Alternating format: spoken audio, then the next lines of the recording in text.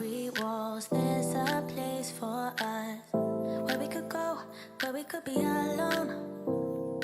Between city lights, we don't have to hide. I wanna go, do you wanna follow? There's something in the air, I can't explain it, but it's there. Ain't nobody gonna find us in our secret love affair. I don't wanna have to hide no more, it shouldn't be unfair. I wanna go, and I wanna know, do you wanna follow? Baby, do you wanna follow? Come with me, do you wanna follow? Baby, can't you see that? I wanna go, and I wanna know, do you wanna follow? Baby, do you wanna follow? Come with me, do you wanna follow? Baby, can't you see that? I wanna go, and I wanna know, do you wanna follow? I can't understand why we can't hold hands, but they don't know what we have is real love. Aren't you sick and tired of having to hide? I know a place, do you wanna follow? There's something in the air, I can't explain it, but it's there. Ain't nobody gonna find us in our secret love affair. I don't wanna have to hide no more, it shouldn't be unfair. I wanna go, and I wanna know, do you wanna follow? Baby, do you wanna follow? Come with me, do you wanna follow? Baby, can't you see that? I wanna go, and I wanna know, do you wanna follow?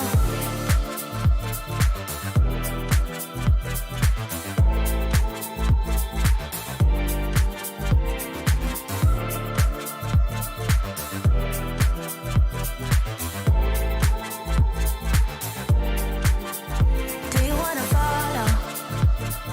Baby, do you wanna follow? Come with me, do you wanna follow? Baby, can't you see that? I wanna go, and I wanna know, do you wanna follow?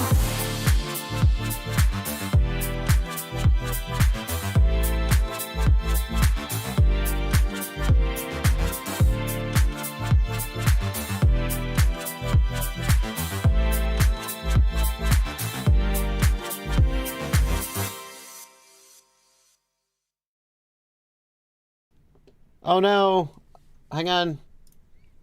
I don't have a I don't have a button on my Stream Deck for this scene. So the transition. Hello, welcome to the live stream, everybody. We're here. Very happy to be with you guys today for a little bit of a different stream where you guys are going to get to meet Fabio Pansera, my editor and friend. As long as we've been working together, I would tell you more than just my editor. But I'm happy to be able to give you a little bit of a coming out party. I had the idea to do this a while back because I think you're an interesting person, and I also think viewers may be interested to learn more about like what's going on behind the scenes of producing my videos. And you're just such an essential part of the channel that I thought, let's give people a chance to meet you and quiz you and ask you questions. Yeah, that's what I'm worried about. Good morning. Is it morning? Yeah. Good morning, everybody. It's noon. It's noon where I am. In California, it's morning. And where is it where you are? What time is it where you are? 6 p.m. in Switzerland. Yeah. Yeah, so you're in Switzerland now, I've got some questions queued up from the Discord server that people asked. Obviously, we're going to be taking your questions in the chat. If you want to make sure we get your question, then leave a super chat. I'm not sure I told you this, but all of the super chats from this stream will be donated to Fabio. So if you I just thought it was the least I could do for having you come out here. And I also know. Thank you. People get super generous when they hear that there's donations to someone other than me. I don't know what they're like. Oh, Bardwell's not getting the money. Pull out the wallet, everybody. So, babe, call the bank. So yeah, this is my editor. You edit all my videos. Let's just start there. Is that right? Yeah, about 250, 280 per year, more or less. Yeah. Woo, you know the number. I just I just keep uploading them to you. How long ago did we start working together? This year is the 4th year in January, I think. Yeah. I have to ask you that because pretend like I'm just throwing you a question, but really I probably wouldn't. I'd have to go look it up and forget. I recently, and I'm not proud of this story. I recently had to ask you. I was like, "Hey Fabio, I can't remember what's your birthday?" I was because I recently realized I don't know the birthday of a bunch of people I know, and I wanted to put it on my calendar. And your birthday is. My birthday is the 26th of January, so just passed by, and this fine man has the birthday the day before. And my birthday is the 25th. this is just half of the story because I'm going to make you look a bit bad now.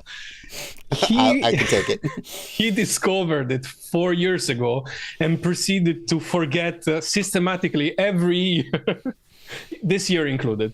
So not again though. Never again. Never again. It's on the calendar now. I will forget, but I'll remember. You know what? I didn't bring the grappa down. I was so busy getting ready for the stream. Oh man! I didn't bring the grappa down. Hold on. I'm gonna see if Issa can bring me down the grappa. You sent me some grappa from Italian liquor. Yep. Hold on. Maybe I'll run up and get it. I'm not gonna make her do that. So we've been together for 4 years. I found you on Fiverr, didn't I? Yeah, correct.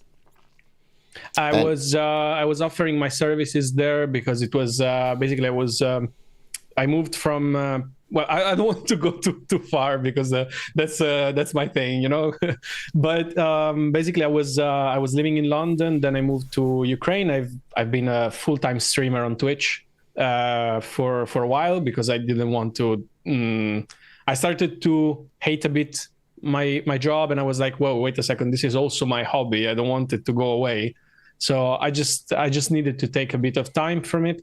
And I've been working as a streamer for 2 years, then basically almost stopped. And to start to get more clients, I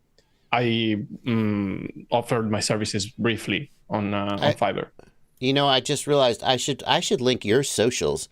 I set this up at the last minute and wasn't. Chat me your socials. I'll make sure I put it in a comment and put it down in the video description. Yep.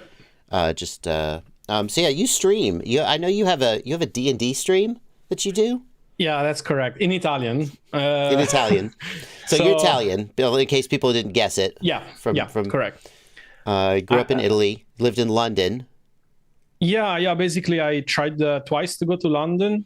And failed the first time because I was too young. I was like, I didn't have what you need to move to London. It's a very competitive city.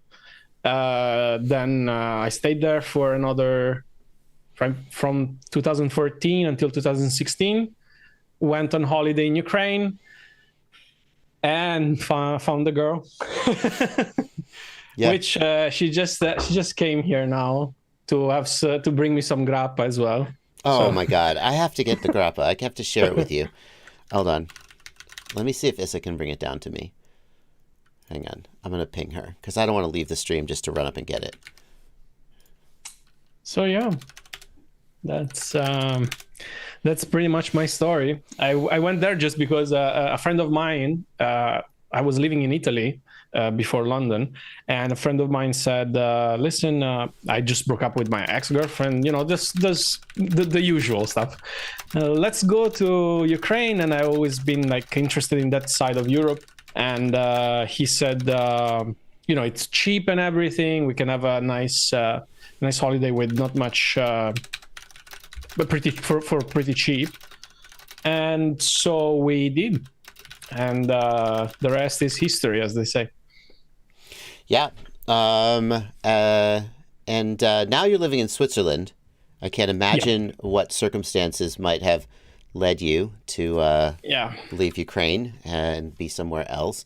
And maybe we could talk a little bit more about that later in the stream. But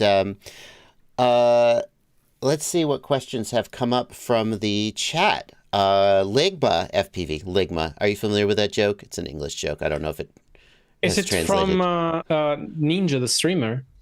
I mean, it might be. I don't know. Ligma. They said he had ligma, like it was like a fake disease, and it went viral or something. The joke. It's just a play on words. Ligma balls. Ah. Okay. I didn't see. Oh, come on! That's the joke. I'm going to hide the message now, just as an admin. Just Thank you, Ligma FPV for $10. Anybody time somebody says Ligma, they mean Ligma balls. It's just a joke to see who gets it. Jeez. And I follow Summit 1G, especially when he was doing No Pixel RP on GTA. And they were like making dick jokes and all this kind of stuff. And I thought I would have been able to see that, and I did not. Well, now when I asked you to do this interview, you're always a little hesitant about your English, but your English is really good. I've asked you, sometimes I just think it's fun to ask somebody who doesn't speak English as a first language, hey, did you get this joke, or what about this little idiom? Yeah. You always get them. Your English is really good. That's because I think. Go ahead. I think it all started because my uncle was like a super huge fan of Elvis Presley. Yeah. I have the tattoo of Elvis Presley. You do not. Here. Yeah. You have a tattoo of I didn't know that. Wow. Yeah. That much of a fan. Yeah. Okay. And so I mean. It all started from there, and basically I was listening to his music when I was still in my mom's belly. So yeah. Then I wanted to know more about the lyrics, and it's not like Elvis was the most understandable human being. No, he had an accent for sure. Yeah, especially for somebody like me coming from Italy. So. To you? This is okay. So this is Il Moscato di Nonnino Grappa. Oop, there we go. You sent this to me. Tell the people about Grappa and why you sent it. So, well, I'm not going to say the full story because I'm not sure we can. But basically, Joshua gave me bourbon. For I think it was I don't remember, for Christmas or shortly before Christmas, something like that. And so I was like, well, you sent me an expensive bottle of bourbon, probably for my birthday.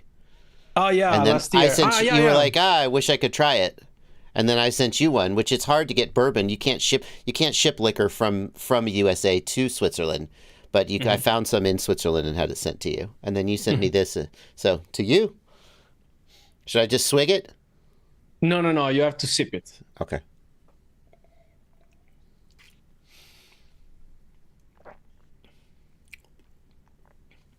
Interesting.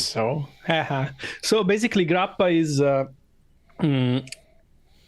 the most, I think, the most ancient form of spirit and whiskey that exists, and it's very it's a very specific liquor that is produced mostly in Italy, because while the whiskey and other kind of liquor like that, they are produced out of cereals, correct?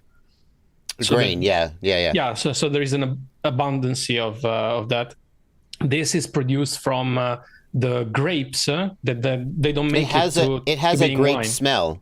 Yeah. It's made out of grapes and other.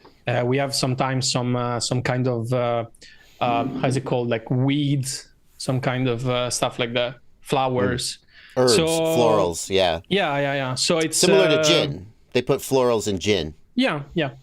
This is hard to make in other countries because they don't have a big production of wine such as Italy, or not the right grapes anyway. So yeah, that's why I can't find it. It's similar in a way to Japanese sake, like in some ways. Yeah, it's not bad. Well, thank you. This is not, by the way, a proper grappa glass, as the chat is pointing out. Neither is mine. But we'll make do. So let me read a couple more of these super chats, and we'll take some of the questions that people are asking. Ligma just said Bardwell doesn't get this money, lol. Dervi, thank you for Dervi for €2. Not for Thank Bardwell. you, Martin Dalivol, thank you for 100 Norwegian kroner. Thanks for the awesome editing, Fabio. Also, hello, Bardwell. Redbeard the pilot, thanks for $10. Asks, I don't think this is a serious question. His serious question is Adobe Premiere versus DaVinci for editing. Let's hold that one. We'll start talking about process and stuff. Let me just work through these. There's Bobby Baggs, a lot to say for sure. Thanks for $10. Ghost Branch, thanks for €5. No question, just a belated birthday, and keep up the great work. And Pius, thank you for €10. Pius has a question about a bad range on his Flea 14 Plus. We're going to try and keep the questions focused on stuff for Fabio here, as opposed to my normal Q&A. But P.S., I would use process of elimination, swap the receiver, try multiple receivers to see if the problem is the receiver or the controller, and then fix, probably just replace the bad part. So let's do some technical stuff. Yep. The actual question from Redbeard was Premiere versus DaVinci. Let's broaden that. I've got other questions from the Discord, just basically asking about your tools and your workflow. What do you talk about your tools and your workflow? Okay, so basically, the first problem you encounter when you work as an online video editor is, of course, the storage. So I opted for I call it a server. It's really just a NAS. So network attached storage, is it? Yeah. And my choices was for QNAP, but there are Synologies. There are many. And basically, Joshua is going to upload his footage onto my NAS, and then I'm going to move it locally in an NVMe. And then I have my folder structure that helps me to keep everything tidy and keep, well, now not anymore, but I used to keep a full channel backup. You had maybe two plus years of all the footage I'd sent you, which is handy because I don't actually keep that stuff. Ever since I started working, I know people keep backlogs of their stuff. Once I upload the video to YouTube, I was just like, I don't know, I can't keep up with this shit, and I would just delete it. And then occasionally I would be like, hey, Fabio, there's this footage from an old video that I'd like to include in this video. And you'd be like, I got it. And then I was like, maybe I should keep an archive. So just recently, I downloaded via FTP like 2 years of footage, so I would have it locally as well. Basically, you were feeding my pathological need for having a backup of everything. So you were my enabler. Basically. Well, you say. I mean, now I have all this footage. Now I don't know what to do with it. Yeah, that's... So when you use Premiere, we use Premiere primarily. Why Premiere and not like DaVinci Resolve, which is DaVinci Resolve is free. Some people say it's less buggy, but we both settled on Premiere. Yeah, so basically, I started with Premiere before there was the CS name in the product name. So I did a calculation and an estimate. Since I started, I probably have around 20,000 hours on Premiere. So I was like, okay, let's continue like this by now. And if we want to go more in depth on Premiere versus DaVinci, if you are starting now, I would probably, to be able to be noticed by potential clients or whatever, I would probably use DaVinci because it gives you many more, once you learn the workflow, of course, gives you the possibility to learn many more skills and to use many more tools as opposed to Premiere that often to have a proper result, you require third parties plugins or another subscription, because of course, if you need some effects, you need After Effects as well. So right. the bill starts to pile up. I pay about $600 a year for my my Adobe subscription. It covers all the Adobe stuff. I mostly just use Photoshop and Premiere. I seldom use the other stuff, but like you're pointing out, with Premiere, they want you to have the entire thing. So you want to do audio editing, go into Audition. You want to do effects, go into After Effects. And Resolve has a lot of that stuff, like a surprising amount of that stuff just built into Resolve. You can do coloring, you could do masking, you could do tracking, you could do audio, basic audio editing. You do it all. And you can do it in without breaking your workflow, your tunnel vision, and it's also a matter of how it uses the resources, your computer resources. It's more optimized. Premiere keeps crashing, not that DaVinci doesn't, but when it does, at least it has a backup click by click. So every click is recorded. And if it crashes, you can just start from the last click you've made. Tell me if you agree. The big reason that I use Premiere is because when I started learning to do video editing, I thought that Premiere was just what all the pros used. And frankly, 5 years ago, maybe it was. And now you and I have both tried working in Resolve and thinking about whether we want to switch. And for me, at least, it's just like I have the 20,000 hours. Well, probably not 20,000, like you said, but I'm so entrenched in Premiere that to shift to another workflow would be really difficult and need to have a significant justification. I think if somebody was starting from scratch today and didn't have an investment in Premiere, they should 100% start in Resolve. Absolutely. And also and also the thing is, besides the initial, let's say that you have this money that you want to spend for Premiere. If we look at the track record for the implementation of new functions and the attention that they have to the community and all this kind of stuff, it is, I mean, one thing is opinions, one thing is facts, and it's a fact that DaVinci has been listening to the community and has been bringing the functions that the professionals and non-professional ask for, while Premiere is more like what's the expression? Resting on the laurels. Resting on your laurels. Yeah. So. Yeah, so that's the question: Premiere versus Resolve, which anytime we talk about. Another thing editing. I would like to say, just last thing about DaVinci, is that I found my workflow via third-party plugin on Premiere to do my grading, which doesn't mean that you cannot do the same with Lumetri, but of course it's harder. The fact that DaVinci is moving from the classic layer system software to a node software, node-based software, is incredibly powerful.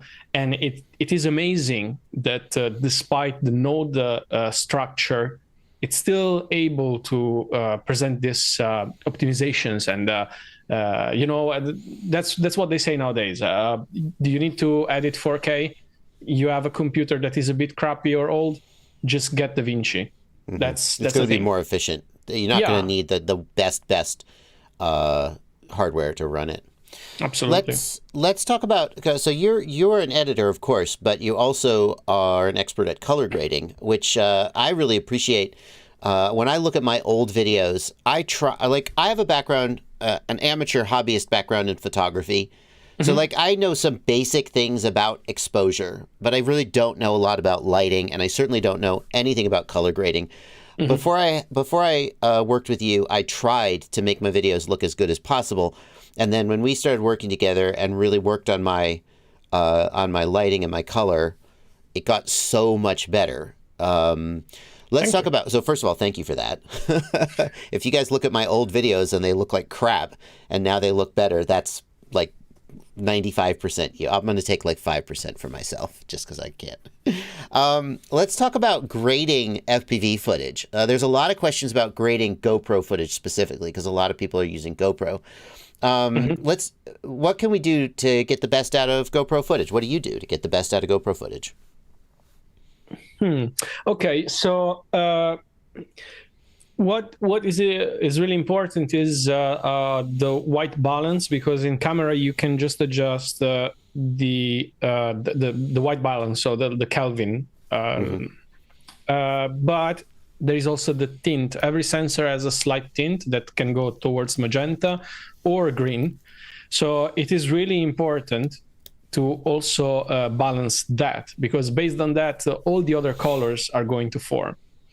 So basically, it's a mix of the orange and blue from the white balance and the tint, so blue, magenta, and green. So all of this creates problems with the further correction and then grading of the footage. So it would be ideal to have a color card, not necessarily as professional as, well, this is not by any means professional, but like this one, always have it in the camera before you start flying. Of course, clean the lens, yada yada, and have this handy so that in post-production, the first thing you can do is create a balanced and correct image, fixing also the tint that is often overlooked. After that, you proceed to fix your shadow, your midtones, and your highlights, knowing that the highlights don't need to be fixed 100% straight away, because of course it can change. We don't have a static shot. You're going maybe through underexposed area. That's something that's unique about FPV. Well, maybe not unique, but certainly specific to FPV. You know, when you're doing a static locked off shot, you set the exposure, you take the shot, and then when you correct it, it probably pretty much stays the same. But with FPV, you know, I never use a color card on my FPV footage just because I know. You wish I would. Yeah. I know though that I'm going to fly over here, I'm going to fly over there. In the shadows, the white balance is going to be a little cooler. In the sunshine, it's going to be a little warmer. The exposure's all over the place, and I just give you the footage and I'm like, you just do your best. I thought no. Should I be using the color card before every flight? I mean,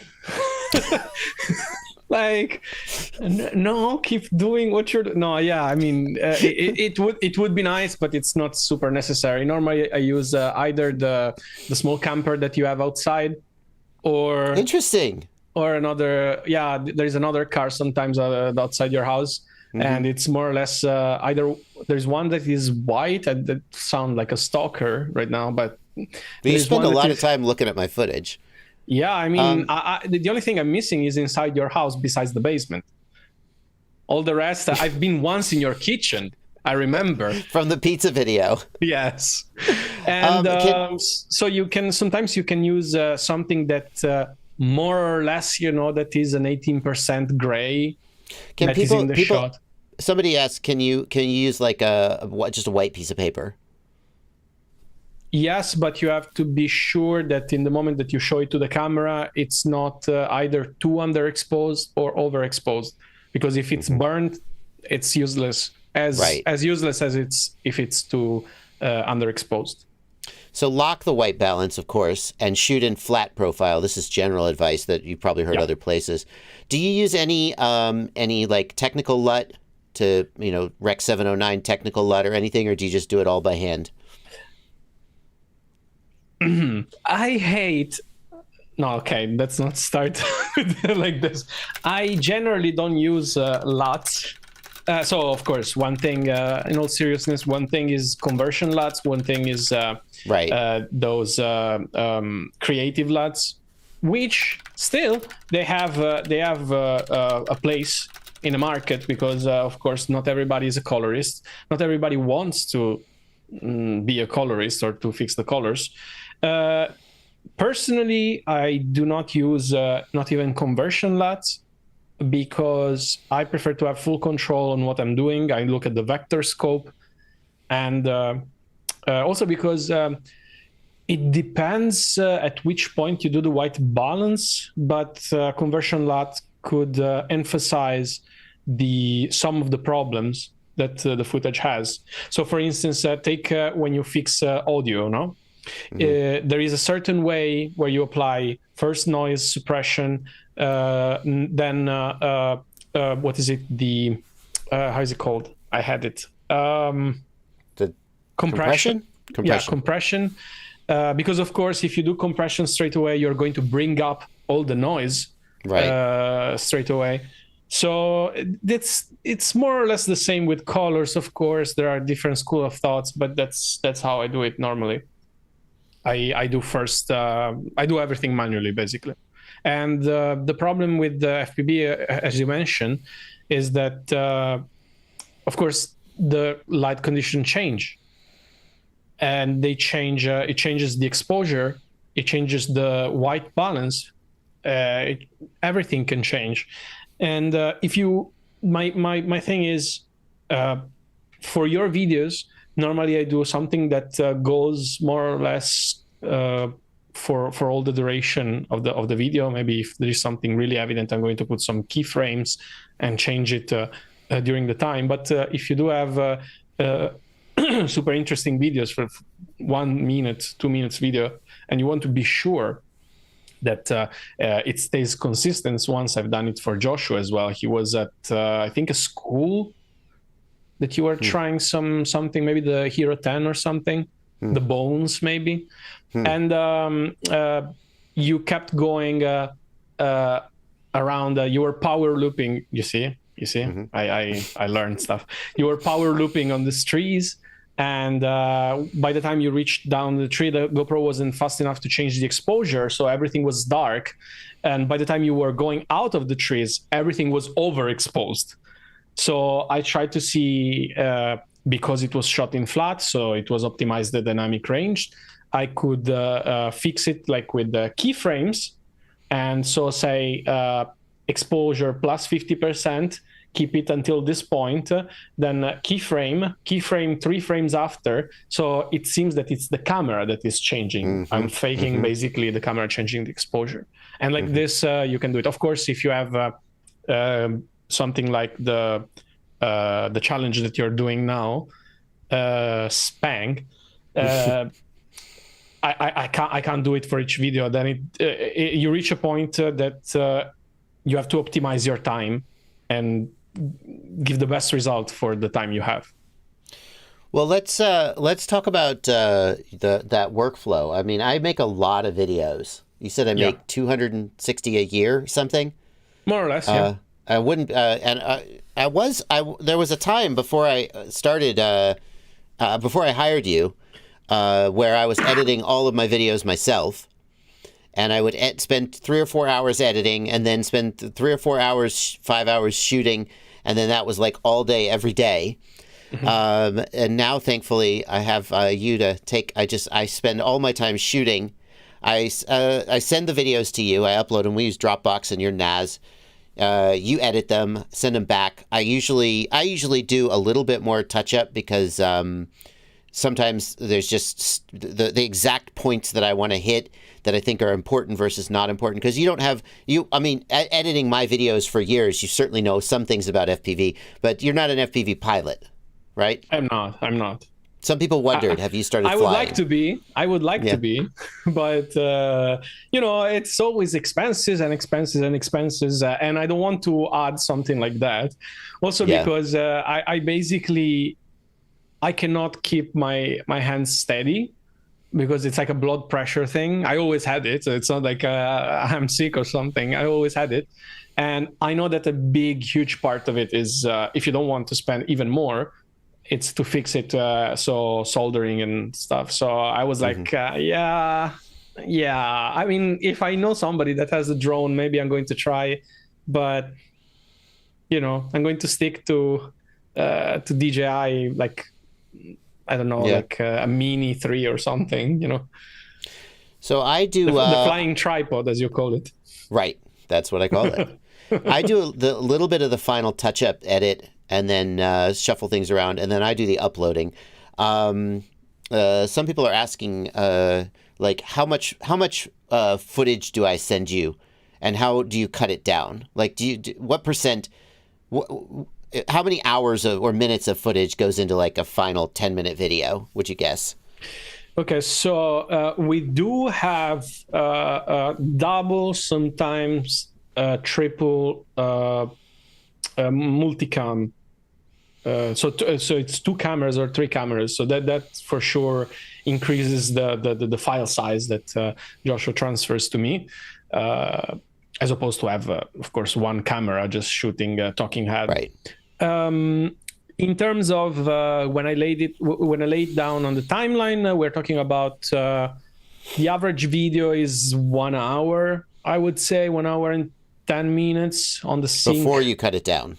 Yeah, on the sync sequence. And then normally, well, it depends. If there are a lot of mishaps and because I don't script my videos, in case you guys wondered. No, you don't. No, you don't. You really don't.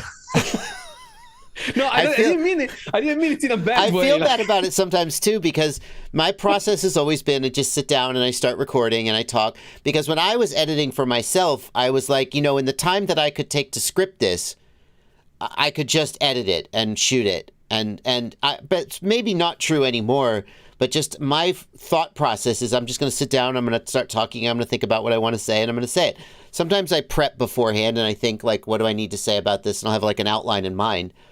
But a lot of times I'll blow takes, or sometimes I'll shoot a whole like 5-minute segment and then go, and I know you've seen this, I'll be like, fuck, I don't like how that turned out. I'm going to do it differently. And I feel bad for you because you probably just edited the whole thing and now you just throw it away.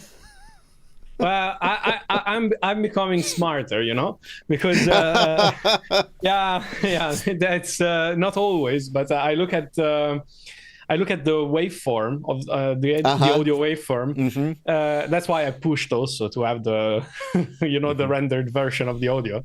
I look at the waveform. I see where you stop. I see I don't even have to play the last seconds. I see your face in the last seconds, and then I compare the first 3-4 seconds, the start of the first 3-4 seconds, with the next take.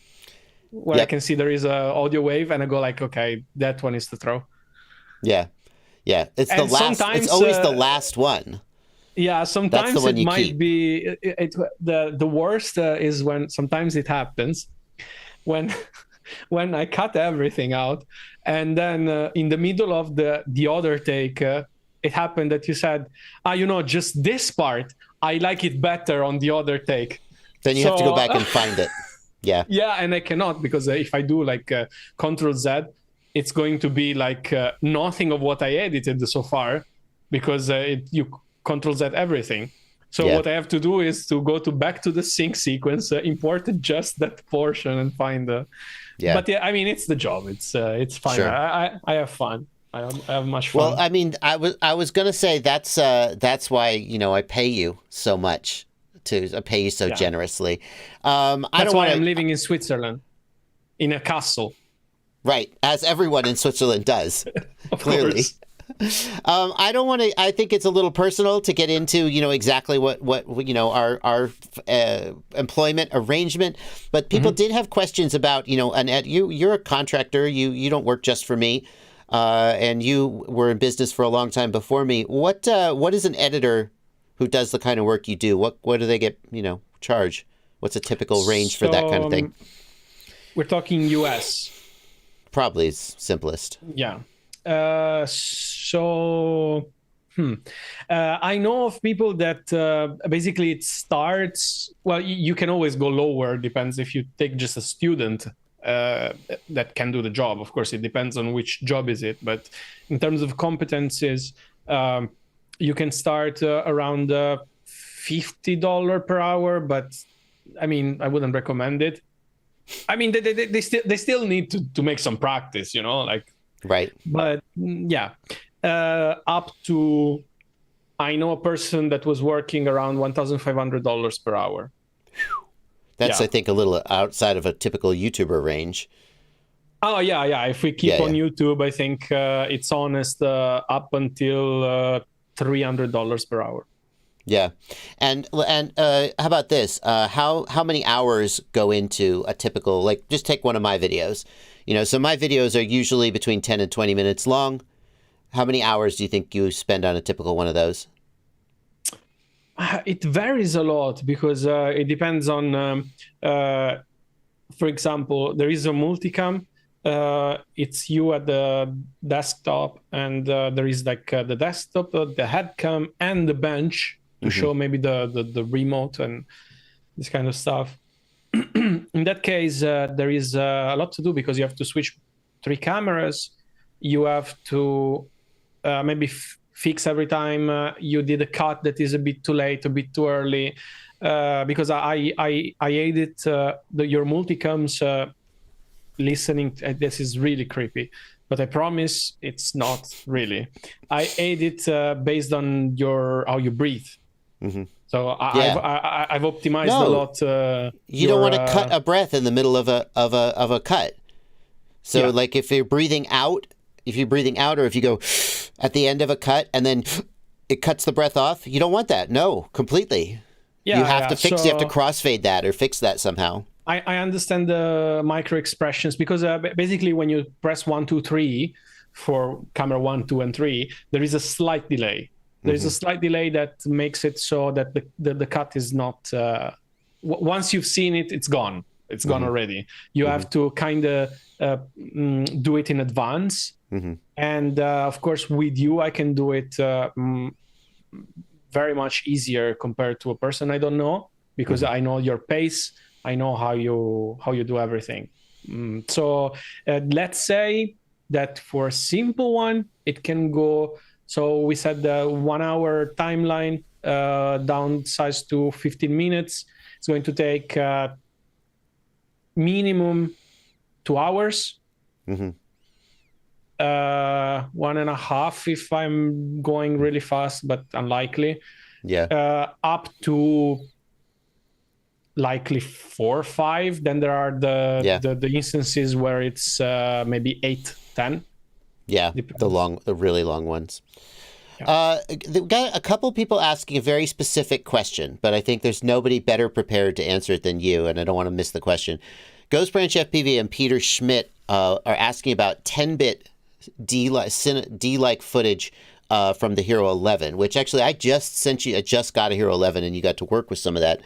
Ghost Branch's specific question is, are you satisfied with its 10-bit color depth for grading? When I compare it to 10-bit footage from my Mavic 3, I feel I have so much more headroom in the highlights and shadows even without using a log profile. And then Peter Schmidt wants to know, what are you just general thoughts about the quality of O3 Air Unit log footage 10-bit? You haven't actually seen O3 Air Unit log 10-bit. We haven't worked with that yet.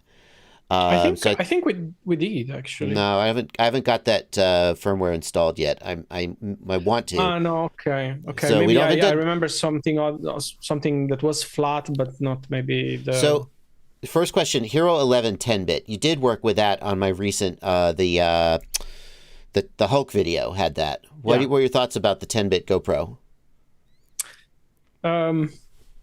So in terms of colors. Of plain colors, of course, it was better than 8-bit. I felt like I had a bit more. It felt like more dynamic range, even though it's probably just the how the colors are managed, and dynamic range probably is close to the same or the same. It gave me more latitude in terms of correction of the shadows. So I had much more detail, and it was, I don't know how to say this, but the colors in the shadows, they were more precise and more present instead of a block. Like it's different from resolution, no? You can have a good resolution in the shadow, but still the colors are not as perceptible as in the midtones, for instance. Well, and as you try to bring the colors out in the shadows, like if you lift the shadows, do the colors come out, or do the shadows just kind of stay dark? That kind of thing is maybe what you're talking about? That is more like exposure and luminance. No, it's more like let's call it saturation. Is probably some colorist is dying hearing me right now, but let's call it saturation. So the saturation is in the shadow, or the color detail in the shadow, not detail as how much can you see in the shadow, rather how many colors can you see in the shadows. They were a bit better. And I felt more like I was editing. This is the first time I thought about it, actually. I felt more like I was editing an 8-bit mirrorless in terms of managing the color. So already a great start. I think you're saying that if you have the Hero 11, you 100% should shoot in 10-bit, that there is an advantage, that it's not going to give you the same benefit as like 10-bit on a something like a Red Komodo or a proper cinema camera, right? You're not, because it's not doing 422, is it? I don't think it is. I am not sure about that. I could we've check, really actually. lost the audience. Yeah. I'm guessing it's 420, so you're not actually getting the full benefit of the 10-bit, but it's still some benefit. Yeah. I mean, you have less color banding, so especially for GoPros that they shoot a lot pointing the sky. You don't have this. It's like a rainbow effect, but not really with different colors, rather with different shades of the same colors, and you can see them. Also, a part of it is, of course, the compression that YouTube has. So if you start from a good file, at least YouTube is going to do less damage, hopefully. Let's talk about that, because another sort of block, and by the way, patrons who left questions in the Discord, I have them all in a Word document.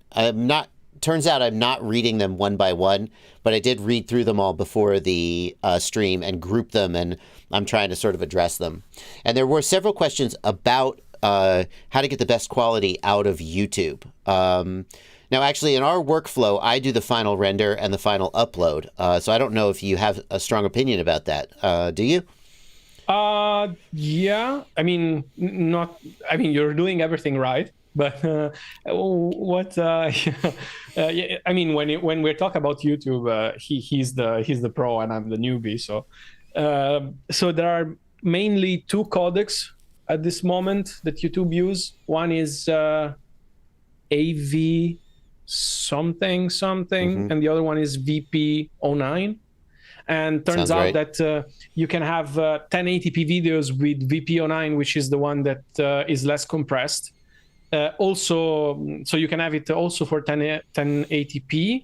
However, it's less likely that you are going to have it. It's prioritized for certain channels. There are many theories on why this is happening.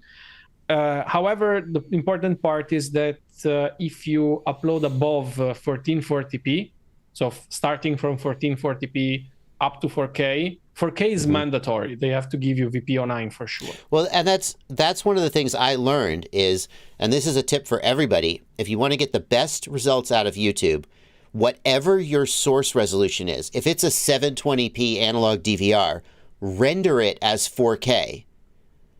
Render it as like 4K 24 megabits per second, which people will say that's not enough bitrate for 4K.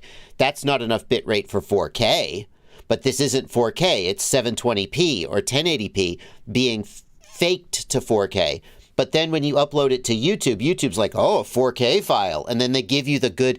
And that's why I started doing all my uploads in 4K over a year ago.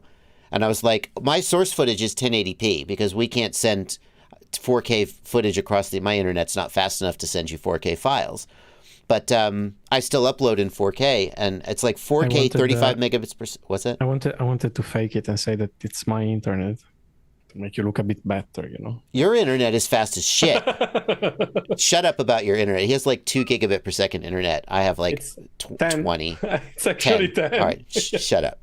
Well, as soon as my internet gets upgraded, we're going to start shooting in 4K. But a tip for everybody is, when you upload to YouTube, render at 4K. I do 4K 35 megabits per second. And what I found is that when I do that, H265, if you can, YouTube looks so much better, that even if you're only watching in 1080p. So it's something. Now it's coming a new codec that they are going to use also for streaming, Twitch included. It's like the codec of the future, they called it. A bit like H.265. It's called AV. The Linus talked about it. It's amazing. The quality for the file size, it's ridiculous, really, and it's going to be used mainly for streaming, actually. But it would be interesting to see. Yeah.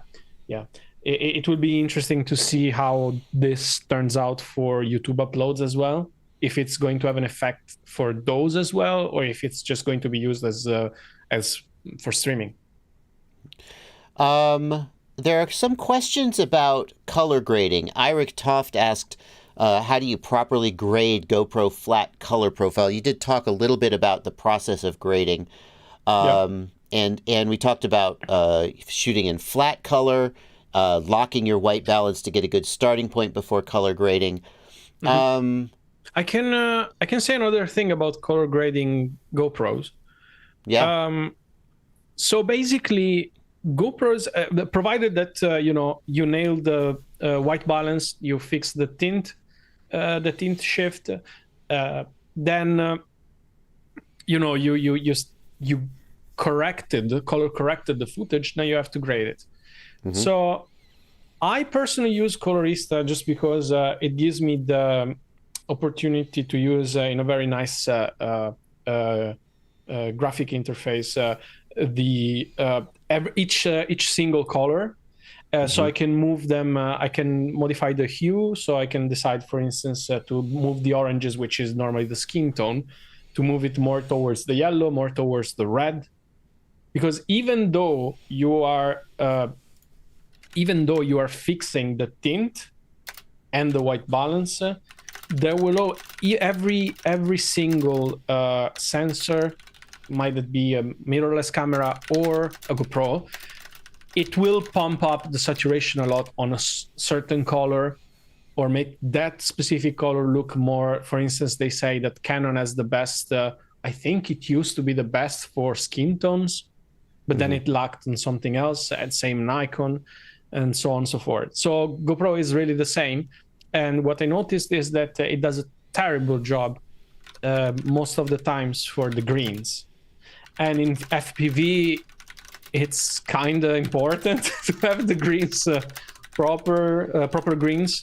So when you go on the HSL to modify the colors, what I always do is that the yellow that is seen, you see green, but the camera sees yellow. The yellow, I always move it a bit more towards the green to give it a more, unless it's winter, of course, to give it a more green color. And the green, which is the darker green, like for pines, this kind of trees like this, I move it a bit towards cyan. And that helps a lot. It's the paradox is that you're changing them, but they look more natural, even though you are modifying them. And I actually asked you for a while back when we were just getting into the grading, I asked you for a specific sort of type of color grade, a specific look. Like I tend to want a higher dynamic range look. And I actually said I really like the way the GoPro Hero 8 looks. And can you make my my DSLR camera look a little bit more like that, which you did accomplish. How do you, the question here is, your goal obviously is to make your client happy. How do you have a conversation with a new client about what they want? Do you just take the footage and then edit it and then give it to them, and then if they don't like it, you change it? Do you talk about that beforehand? So talk about that process. The best way to approach a client in that sense is to be totally honest and explain in a positive way. Explain straight away what is included in your services and what is not included. Because just the other day I sent an email to a potential client, and they were asking me what is the cost of the video. Okay, but can we make any change? So, you know, as always, you have to say, especially for colors, normally I say, bring me an example. Bring me something that makes you, you know, gives you chills, and say this is what it should look like. Once you have that, we can build on that, because not necessarily is going to be achievable. Might it be for technical reasons? So a GoPro doesn't have the same possibility of grading as a Arri Alexa or whatever. Or might it be because the shoot it's not really in the mood? So you can always try to make your client aware of the possible mistake that he's making, because he is not an expert. You are the expert. It's your job to inform your client of the general perception that the public will have, and then work your way through it, but making him understand that it's not you imposing your vision, but just trying to achieve his vision maybe in a different way. Well, it sounds like there might be times when the client wants something that you think is sort of objectively bad. It sucks. At so that bad. point, do you just say, well, I mean, it's his money, and you just give him what they want, and you cash your check, or do you say, no, I won't do this. I am a professional. I'm an artist. With this especially. Oh yeah, no, of course, it's very important. I'm not sure if that's the right Italian hand gesture. Not for this occasion, but yeah. No. It's of course it's it's always it's the it's like when we occasionally once every 2 years talk about money or whatever, or 3 years for that matter. It's the part that I hate about the job, because you know what you're doing, what that there's going to be a discussion, and that in the end he's the one paying you. So if it's something that I really hate, like with passion, I'm still going to do it, for the simple fact that it's still his vision. Right. You have to, but I have to educate him. If I try not to make you do things you hate too often. Can you think of a time? No, can you think? I mean, I trust your input a lot. Occasionally, I'm sure that I say, well, here's just the way that I want to do it. Can you think of a time when we disagreed, and then I was like, yeah, but I want to do it this way? I'm sure you must. You can. Honestly, I remember this kind of stuff only when it's not polite, and you've been always super polite to me. So Okay. Maybe it's more not really about the colors, more like about the edits. I would really reshoot this, and you're like, yeah, but I also have to count this from a business perspective. So we are not making Hollywood here. I know there was a time when a shot was slightly out of focus, and you sharpened it up and made it look as good as it could, and I was like, I'm not going back outside to reshoot this. We'll just go with it. Sometimes I do reshoot. Yeah. Is there an objective? This person says, I use Adobe Premiere Elements for video editing. Don't ever touch the color sliders because they all make the image look worse. Can you talk about how to approach coloring? Is there an objective approach to color grading, or is it all just subjective? Okay, so it's important to make the distinction about color correction. Color correction is an absolute. You cannot have opinions on color correction. Right. The image is either correct on scope or it's not. Right. So earlier, I'm going to interrupt you briefly. Earlier, people asked, how do you use the color cards? Yeah, hold on a second. So this is a color card. The way that you use the color card is you hold it up. These colors are a specific, exact colors. The camera picks up the colors. Then when you do the color correction, you make the video footage have those colors be their correct value. It is objective. That color correction is 100% objective. Either the footage is the right color or it's not, based on the color card. There is a technique where, but I'm going to touch it for literally 15 seconds. There is a technique where you purposely go wrong with the color correction in order to achieve some colors that would push the codec too much during the color grading. Does it make sense? Sure. Okay. Yeah. So yeah, there is that. But in general, color correction is an absolute. Grading, there is no way to approach it in terms of not specific way to approach it in terms of because it's all personal. It's really personal, and there are some things that should be done earlier rather than later for your own comfort. So for instance, it's I want to get the exposure at the level I want before touching the colors. Because let's say that I put some blue in the shadows, okay? Then I lift up the shadows. That blue, the same amount of blue that was there before, it's going to look extremely more saturated, because when you bump up the exposure on the shadows, the colors are much more visible rather than when they are underexposed or in general less exposed. So of course, why should I put the colors in the shadows and then go up with with exposure if then my saturation gets screwed up? So I'm going to do first the exposure and then the saturation. But in general, there is nothing that is wrong. If you see Black Hawk Down, that movie is a tragedy of grading, and yet it's one of the best grading for the job. It works. There was a look that they were going for that works. You taste the metal. You taste it. You taste it when you watch it. It's amazing, and it sucks at the same time. So bad. Right. The Matrix.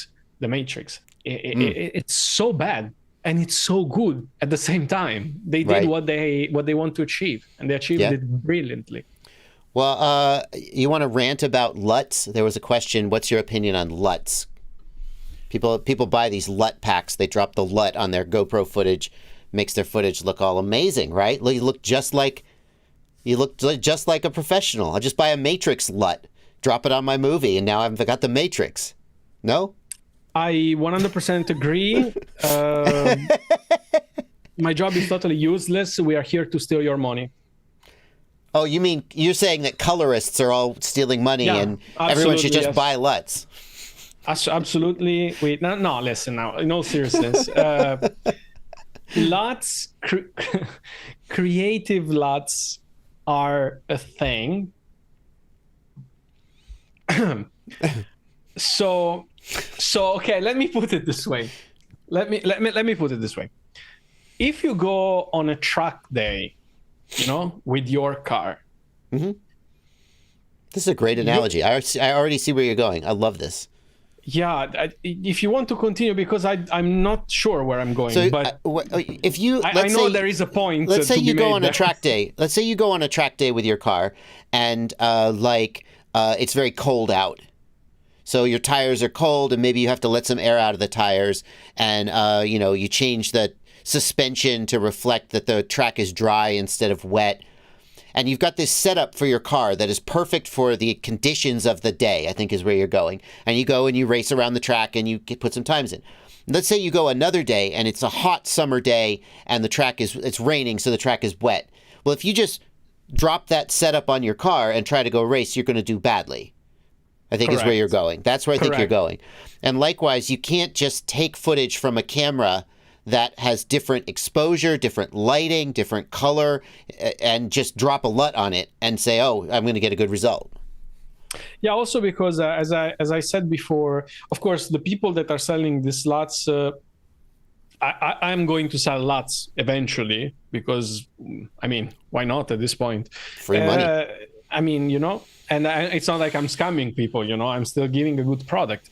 The thing is, it all depends what you want to do. Listen, it's if you are doing commercials, you cannot give pre-packed food in a 3-star Michelin restaurant. Mm-hmm. You understand? That's the thing. Here's the thing that bugs me about LUTs is if the LUT was given to you as some kind of a file that you import into DaVinci Resolve, And then in DaVinci Resolve, you have this set of settings that, and then you could go in and say, well, okay, except the exposure needs to change a little. But the big thing I have with LUTs is that you can't tweak them. So if you drop the LUT on the footage and it's not correct, the only thing you can do is there's a 0 to 100% slider that turns the LUT up and down, but there's no opportunity to creatively tweak it or learn from it. You can't even really look at the LUT and go, I see what they did. Well, maybe you can. I bet you have some tool that shows you what they've done. But... I assume that there are some tools that could help you with that. I think that in the end, it's a file that has a 3-cube, I think is called, extension. So it depends also on the software that you use to open it. So if I give you the LUT for OBS, like I gave you for the live stream, right, you will not be able to edit anything. Exactly. There are other softwares that I think where you can do some of the stuff, but it's I wouldn't call it a handicap of the LUT itself, rather than the software where they used. So, like in all fairness, I still hate them, but in all fairness, just people expect them to be kind of just a magic bullet, where you just drop the LUT and everything in your footage looks great, and usually that's not the case. Yeah. I mean, listen. Going back to the analogy on the racetrack, imagine that you get out of the internet, you get the settings for your car that are generically good for rainy days. You put them in your car, and it's better than without.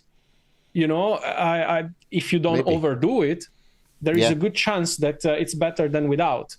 And then it's a sunny day, and you do the same. But how much? But would you see Lewis Hamilton in a track day, right? With do you see him with engineer and mechanics, or do you see him with the sheet from the internet? Yeah. So of course, not everybody race in Formula One, and not everybody needs or want that kind of that level of precision, and it's fine. It's totally fine. So help yourself. Start with those. Try to understand what they are doing just by looking at them, and then try to experiment. Try to use either Lumetri colors or DaVinci. DaVinci is super powerful for this stuff, and try to replicate the same. Absolutely. But then trick it so sometimes less is more. So yeah. I'm going to read a couple more super chats that have come in. We're going to do a couple more questions. We're going to be wrapping up pretty soon. I don't want to keep you too long. All day. I'm Italian. This is my superpower. True. Yeah. Yeah. And you see, I'm not even using my hands so much. No, it's true. No, most of the things I do, I put them here. You see? So just so you're not doing the Italian wave? Yeah. Where in Italy are you from originally? Like what town?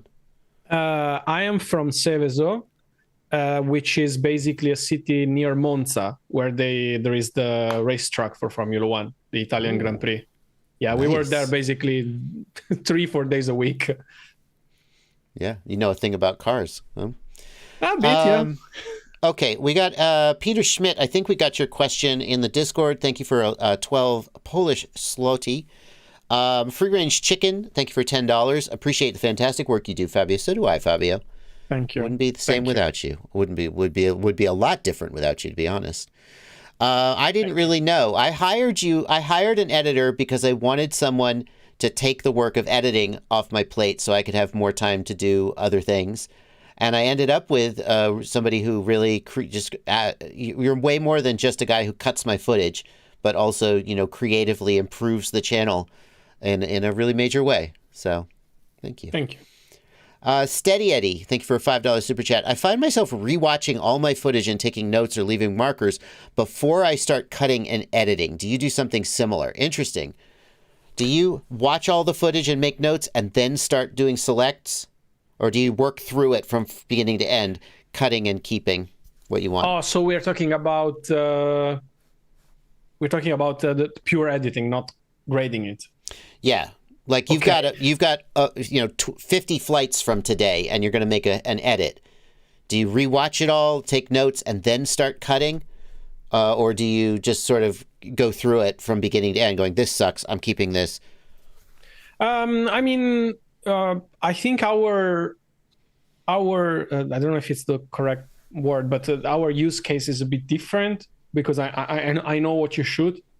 You leave me some notes, and it's very standardized.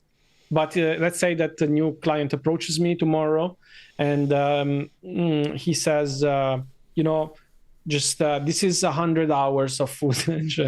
Right. I have to. So that is what is going to cost a lot of money, because of course I have to sit through and watch everything. But generically, if it's a pilot that I don't know, and I don't know their style, I don't know what they go for, I don't get the feeling. I just have to watch all of it. I have to watch all of it, and instead of putting markers, I start to chop them down straight away. So Control K, razor cut, delete the before and after, and just have the action ready. Then put everything together, shuffle them so they make somewhat sense, and then if I see that I need more, I can still pull the clip up, extend it, or the other way around. So I think for the kind of content I'm usually shooting, most of the editing is getting rid of the bad takes. And then there's a little bit of stuff I'll do on the end where I'll say this needs to go over here and try and sort of organize the video in a way that makes it the most comprehensible and the most watchable. But then there's another kind of shooting where, like, if I go out to shoot for a fly weekend and I shoot vlog content, now I'm going to come back and I'm going to have a bunch of flight footage. Some of it's good, some of it's crap, and then a bunch of just random stuff. And like at that point, if I was there, I remember there was somebody on Reddit recently who said that their client had asked them to shoot a wedding, and they had shot the wedding and they wanted to give like 30 hours of footage to them and have them. And it's like, if I'm there and I'm shooting the wedding, I'm going to remember, oh yeah, that was a good scene, I'm keeping that. But if you just give me 30 hours of footage, I have to watch all of it. And I mean, I can watch it. I can watch it X2, maybe X3. Yeah, it's tough. You might miss But what I do, recently they asked me to a quote for a job. Basically, this person went to an event, and the event was more than one day, and they shot a lot of stuff. They shot from the vlog of physically going to the event, so that was pretty straightforward. Besides the B-rolls that you can guess maybe from the file name, where to put them.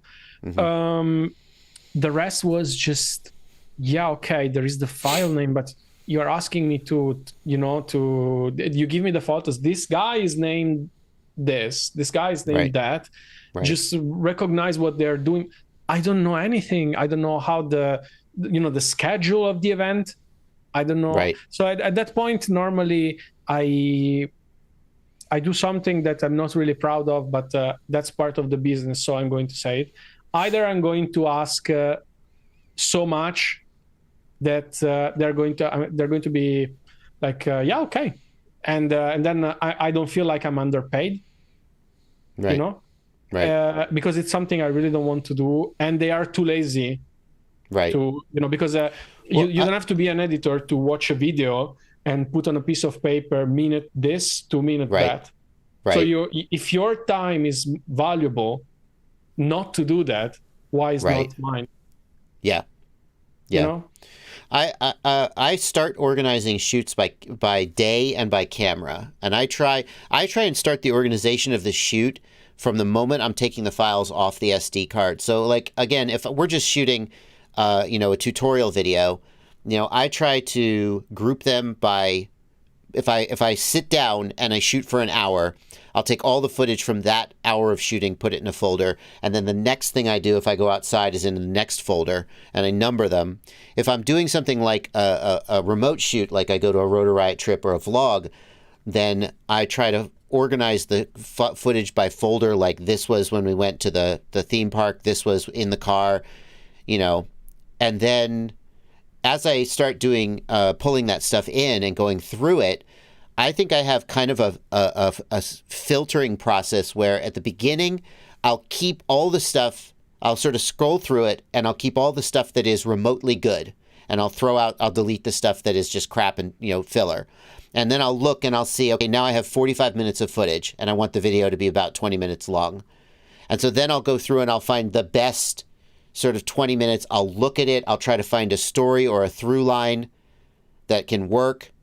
And then just sort of slowly the stuff gets filtered out until at the end I have the video. You have to add different layers of filters so that you help yourself, because otherwise it's just a huge mess. You cannot possibly think to do everything one by one. Yeah. Unless you're paid to do so, then it's fine. That's what you have to do. Yeah.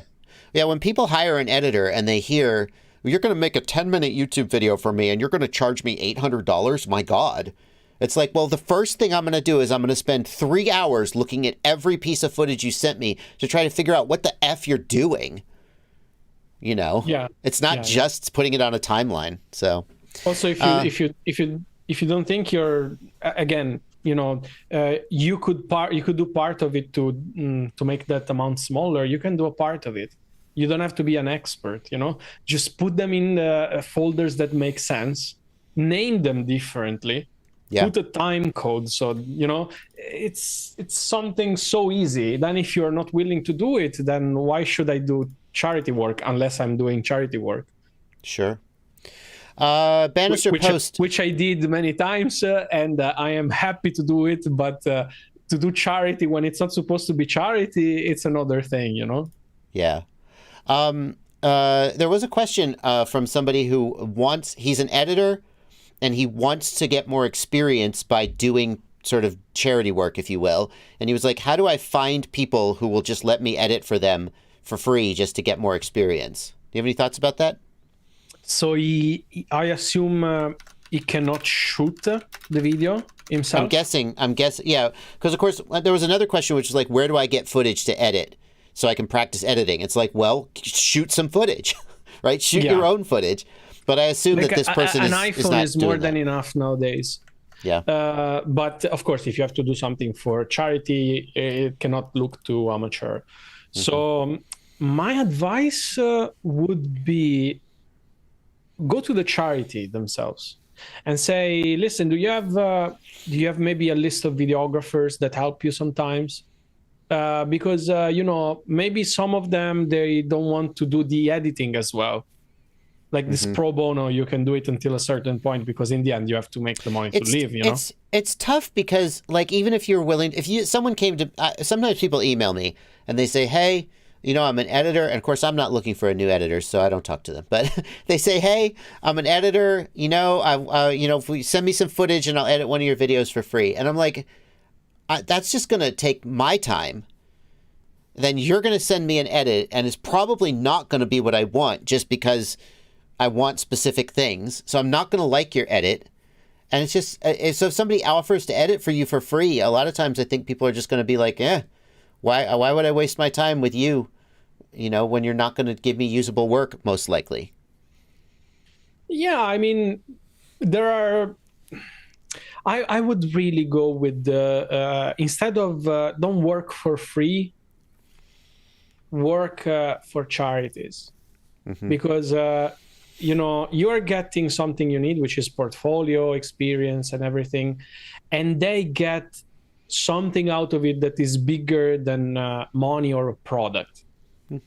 I worked a lot when I was living in London. I used to work for this company, which shall not be named, but I used to work for this company, amazing company.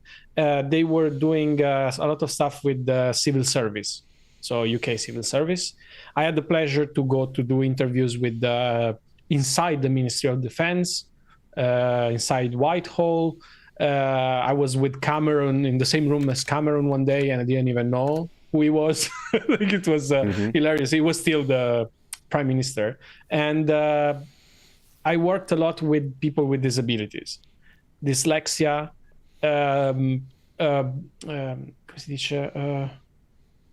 well, this problem, dystrophy, muscle dystrophy. People that I once I went to an interview. I was filming an interview with the guy that is the actual guy that does the encryption for the Ministry of Defense. This guy was in the conditions of physically of Stephen Hawking. He's been they tried to kidnap him for for decryption and all this stuff many times, and this guy was just saying, please let's do this in a way that can make understand other kids like me, like I was, that this is possible. This is a thing. This is not some billion-dollar idea or some. It is possible. You're wanted in this society. The limits are only in your head, and this helped him, helped a lot of people like him, and helped me as well, because I said, what is my excuse? So without going too deep about it, it's going to help you, instead of working for free, go to charities, because they always need somebody. Okay. And you're doing good to a lot of people. I want to make sure that I get your. I apologize. I didn't think to add your. I'm a terrible YouTuber. I didn't think to add your socials and stuff to the video description. While I read a couple more super chats, can you make sure? Can you chat those to me and just put them in Telegram, in our Telegram chat? Oh, you did. Okay, great. I'm gonna make sure that gets added. It's basically Fabio Pansera pretty much everywhere you go. FabioPansera.com, Fabio Pansera on Instagram. Do you have a YouTube as well? I see here your website and your Instagram. Do you say you stream on YouTube, right? Or Twitch? I stream on Twitch, but I don't recommend it. Come on, people want to watch people who speak Italian want to watch your D&D stream. Okay, on Twitch is the only place where I actually have another name, which is the name you met me. The Lollert. Can you put the link in the Telegram for me? I'm going to paste it in chat as well. And on YouTube, one of the things that I go most proud of is the compilation of is the playlist. Sorry, the playlist of my project Ukraine vlog. So basically, give me that link as well. I'll make sure it gets added. Yeah. And it's basically me and my wife going around Ukraine, showing Ukraine. And I'm really proud of it because it's nowhere near being a professional, because it was all shot with a GoPro 7, by the way. But it's I think this is the right playlist. I don't know if it's starting with the. It looks like it's number 1. Okay, I've got that in the video description. I'll put that in the chat as well for people. Cool. It's, I say many things in that video that have a different weight now. Sure, because that was before. It's still before everything. So it's still in Italian, but I guess some of the unless I speak with my wife, in that case it's in English. But I think you can still look at the beautiful cities. I've always wondered this, and I've never asked you, but now I can't think of a better time. So you speak Italian and English, obviously. Yeah. Your wife speaks Ukrainian, presumably. And Does English. She speak Italian and English? She speaks English as well. Does she speak Italian? Well, let's say this. When I get upset, I don't speak English. Got it. And do you speak any Ukrainian? I do, kind of, sort of. I understand like 60% of Ukrainian. That's not bad. And not the other one. The other one I don't speak any. Yeah. Because I always heard Ukrainian. So yeah. But it's hard. It's really hard because every time I try to learn it, if it's just to speak the language is fine. If you start to try to write it, there is the problem with Cyrillic for you, when you write a B, it's a B and there is a V, and all this stuff. So your brain gets messed up because it's not. It was easier for me Japanese, because Japanese you just have to learn new characters, and that's it. That one mess with your head. So yeah, it's hard. It's really hard. There was another question that somebody asked that I thought you probably would want a chance to answer, but I know it's a little personal. And the question was, is it hard for you to, how do you, sit down and work and live your life, while there's a war going on? And I think it's fair to say that you consider Ukraine home, even though you're, of course, Italian always. You want to talk a little bit about that? What's that like for you? So one of the things I try to convey every time I talk about this is how your daily routine changes 100%. The first thing you do, I used to be the guy that sleeps with the phone in another room. Like I never wanted the phone on my bedside table. Now my first concern is to wake up and look at the news or look at my messages. Maybe a friend of mine died. A friend of mine that we've been sending, you probably remember, we've been sending some helps that is in the front line. Yesterday, his car flipped and he broke his back.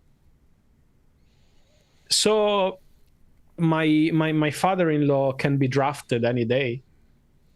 Every day he calls us and said, even in our small town, everybody got the card. I hope that they don't give it to me. Like, it changes everything. It changes everything. And I don't want to.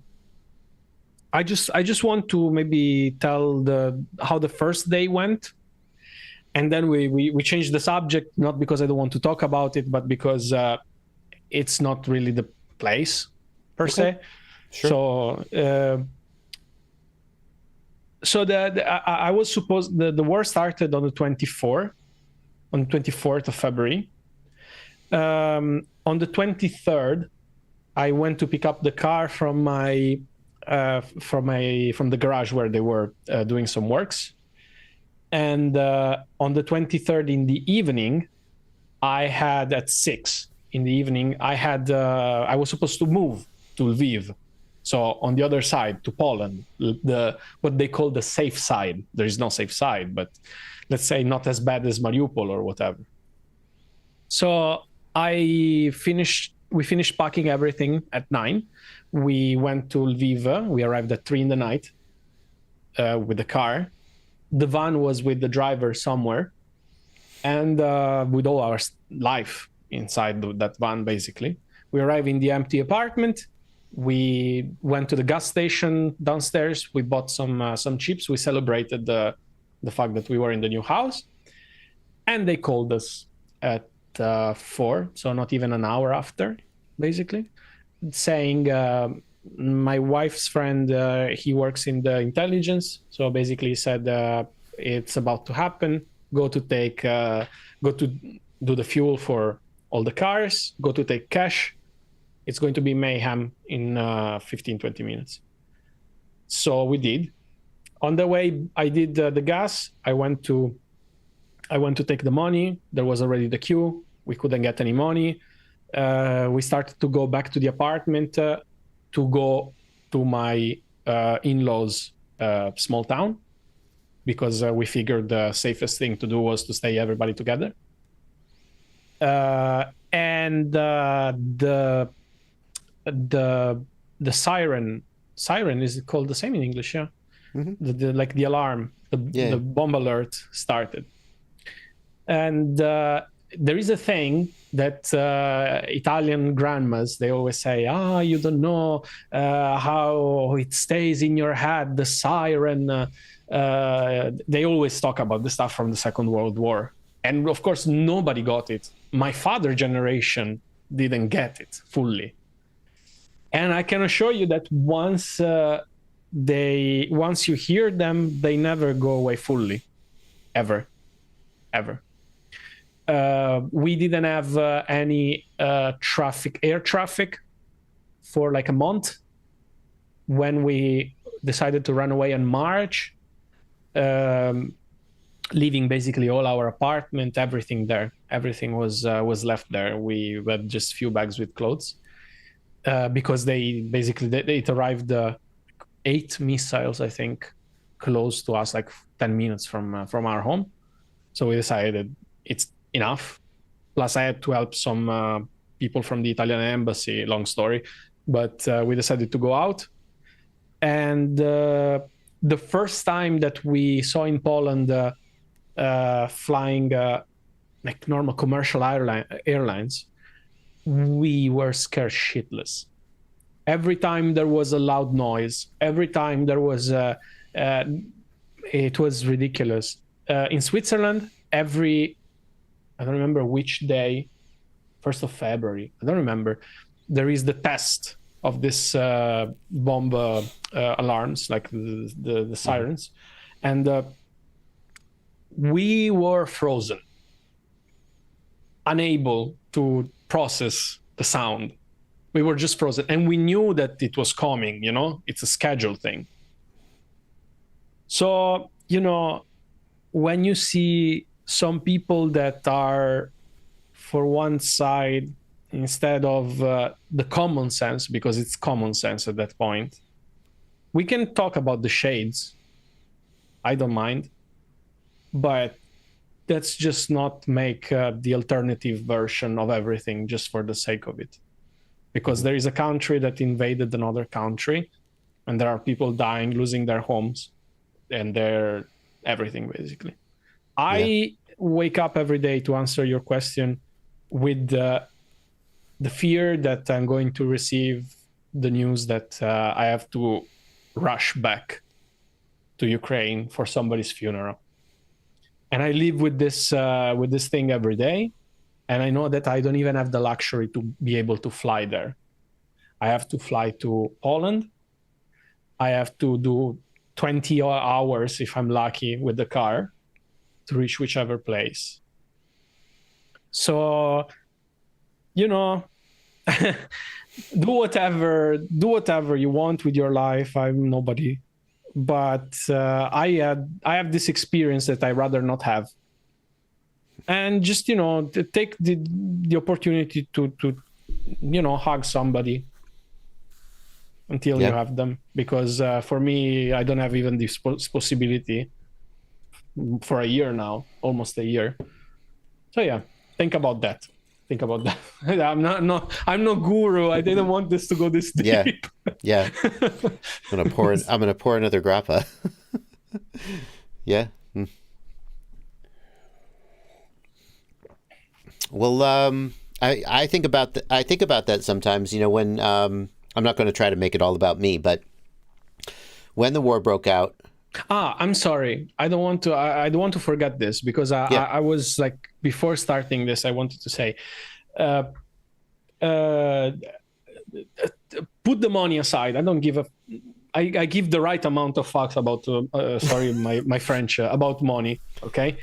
Wait a second. Let me watch in the live stream. No, it's the other way. This man over here is the only way.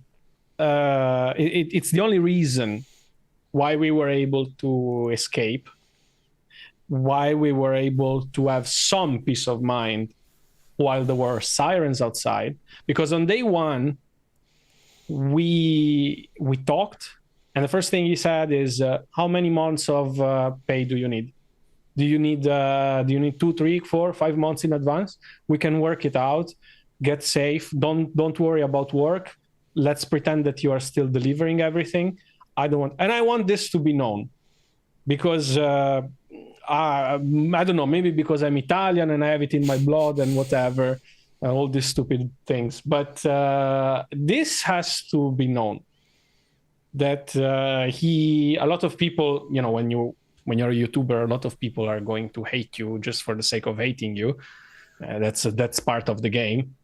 That's half of the views, a person said once.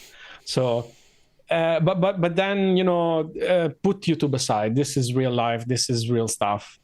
And besides liking a person or not liking it, this is a fact. This is what happened. And I don't think many other people would have done it. Well, I was going to say thank you for that, by the way. Thank you. Appreciate that. My first thought when the invasion happened, and this is how my brain works. My first thought was, fuck, my video. How am I going to get videos edited? And then I was like, oh wait, that doesn't matter. I can just not post. I can just if I don't post, like obviously there's a person here, and that matters most is the person. And the YouTube channel can, whatever happens with it, it doesn't matter. Your brain is wired, Right. The first thing is... And then I was like, what do we need to do to make sure you're okay and make sure, it's because, there's a lot going on and there's nothing you can do about it, right?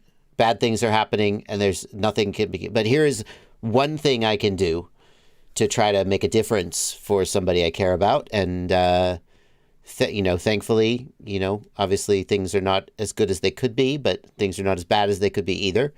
And so, I'm glad you're still here working with me. Yeah, I am glad as well. Also because, guys, it's so freaking funny. You don't see all the all the behind the scenes. Every time he gets upset, sometimes he tells me even to fuck off. Just. No. Yes, you do. No. Yes, you do. I think only only like hey, I'm sorry. I know this edit's going to be really annoying, but no. I'm talking about during the recording. He goes like, here's a clap. But probably you don't need it, so fuck you. Yeah. Or I'll be like,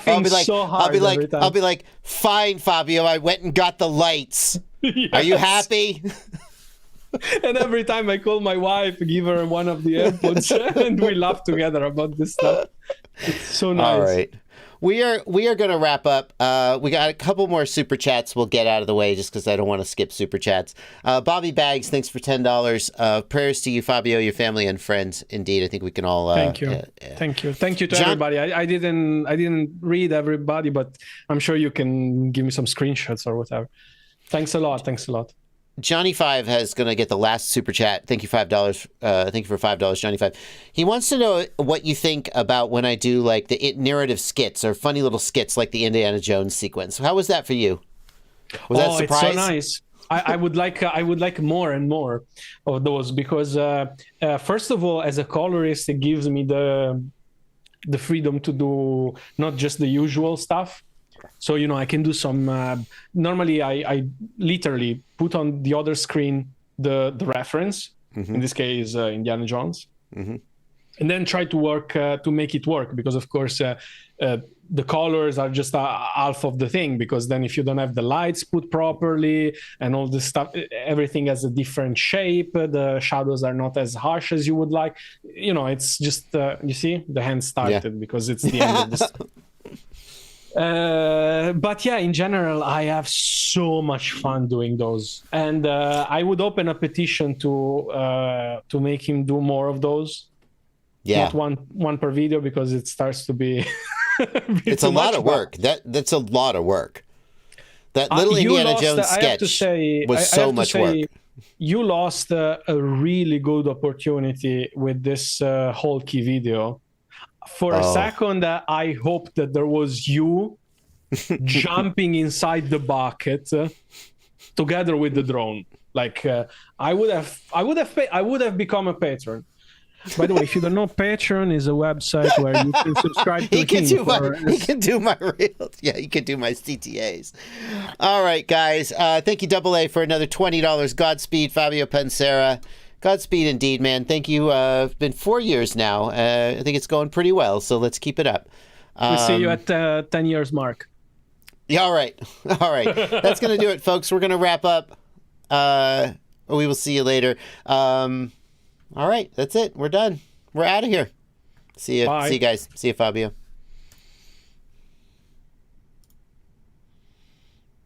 Okay, we're